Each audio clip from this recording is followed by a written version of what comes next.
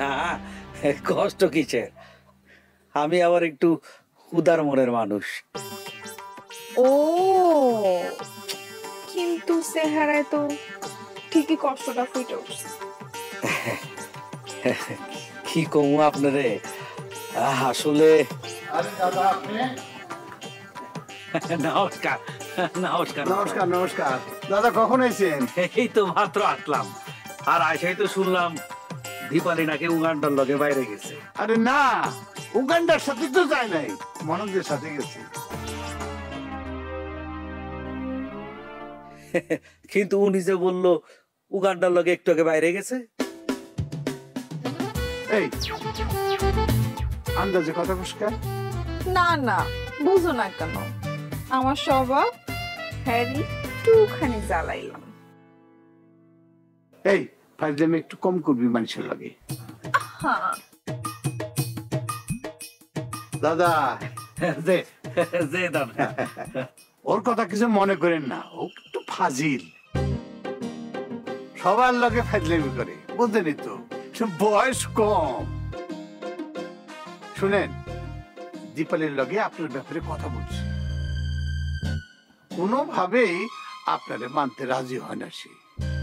ওর মাথা থেকে যদ্দের উগান্ডার ভূত না যাইব ততদিন আমারে মাইনা নিব না দাদা। আগে ওর মাথা থেকে ওই উগান্ডার ভূত ছাড়ান লাগবো। এটাই তো কঠিন দাদা, মন এমন একটা জিনিস, কার লেগে কান্দে কিচ্ছু বোঝা যায় না। কেমনে যে ওর মনের মধ্যে উগান্ডা দাদা ঢুকে গেল কিছুই বুঝতে পারলাম না। এইটাই তো আমার দুঃখ দাদা। আর তারপরে আমি চেষ্টা করুন আপনার ব্যাপারে ওর বুঝাইতে। চলেন দাদা, ভিতরে বসি। না দাদা, আজকে না, আজকে না, আমি যাই। যে নমস্কার। নমস্কার নমস্কার নমস্কার।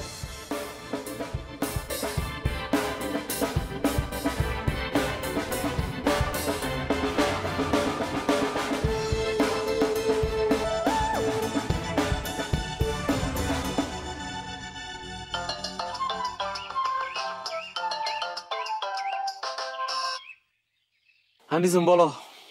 তুমি কখন আইবা আমার লগে দেখা করার জন্য? আরে আসুম আসুম, একটু ঝামেলার মধ্যে আছি তো। আমার কাছে আইতে কইলে তুমি শুধু ঝামেলার মধ্যেই বড়।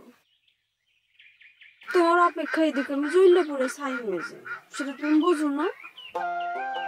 আসলে তুমি যে আমার এত ভালোবাসবা এটা তো আমি চিন্তাও করতে পারি নাই। ভালোবাসার সুযোগ দিতেছো কই? আমার কাছে আইলেই শুধু যাই যাই বলো। আসলে দোকান ফালায় তো বেশিক্ষণ বাইরে থাকা যায় না, ওইটাই তো আমার ভরসা। ওই দোকানটাই তো আমার একমাত্র ইনকামের জায়গা, তাই না? একটা গয়না চাইলাম, অহনা দিলা না। দিমু দিমু দিমু, সময় হোক। অন্ত একটু টাকা পয়সা টানাটানের মধ্যে আছি তো, সময় হইলেই দিমু।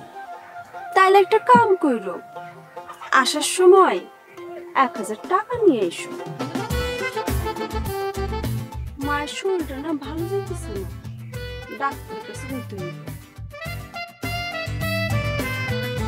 তুমি যেন আমার মনে কইরো না যে আমি শুধু তোমার কাছ থেকে টাকা খাওয়াইলাম।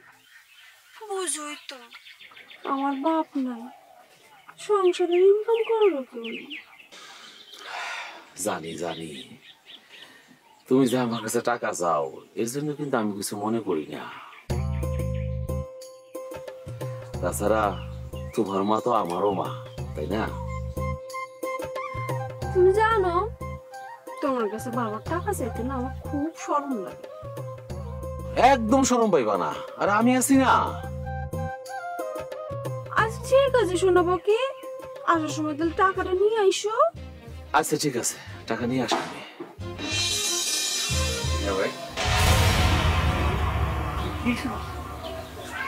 দোকানদারি কি বদল করতেছ না, দোকান বন্ধ রাখছিস, বুঝলাম না।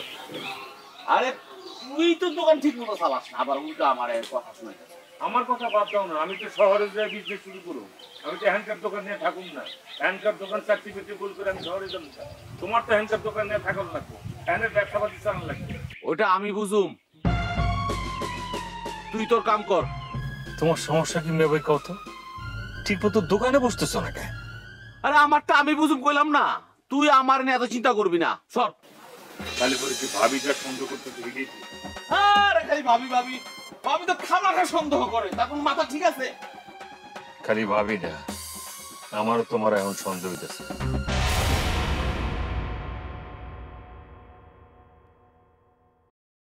ভালো চান তো আমার ভাইটারে ছেড়ে দেন,